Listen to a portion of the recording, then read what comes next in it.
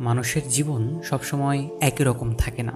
কখনো আনন্দ, কখনো দুঃখ, কখনো সচ্ছলতা, আবার কখনো অভাব। সবই জীবনের অবিচ্ছেদ্য অংশ। একজন মুমিন যখন আল্লাহর উপর ভরসা করে জীবনযাপন করে, তখনও তাকে বিভিন্ন পরীক্ষার সম্মুখীন হতে হয়। প্রশ্ন আসে, আল্লাহ যখন মুমিনদের ভালোই বাসেন, তখন কেন তাদের কষ্ট দেন? আসলে এর মধ্যে লুকিয়ে থাকে অনেক শিক্ষা, রহমত ও কল্যাণ।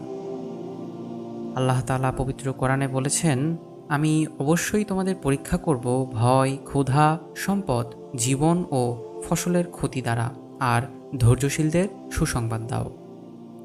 অর্থাৎ কষ্ট হলো পরীক্ষা। এই পরীক্ষার মাধ্যমে বোঝা যায় একজন বান্দা সত্যিই আল্লাহর উপর ভরসা রাখে কিনা। কষ্ট আবার গুনাহ মোচনের উপায়।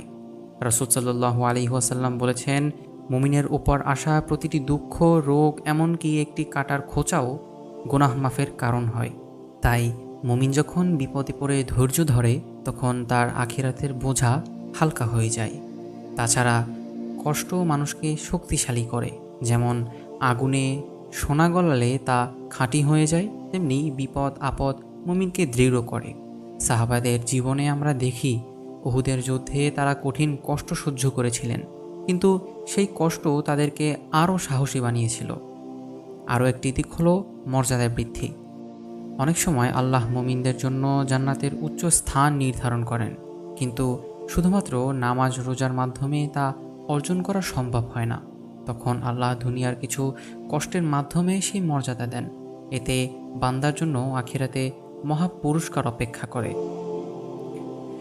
সব মিলিয়ে বলা যায়, আল্লাহ মুমিনদের কষ্ট দেন শাস্তি হিসেবে নয়, বরং রহমত হিসেবে।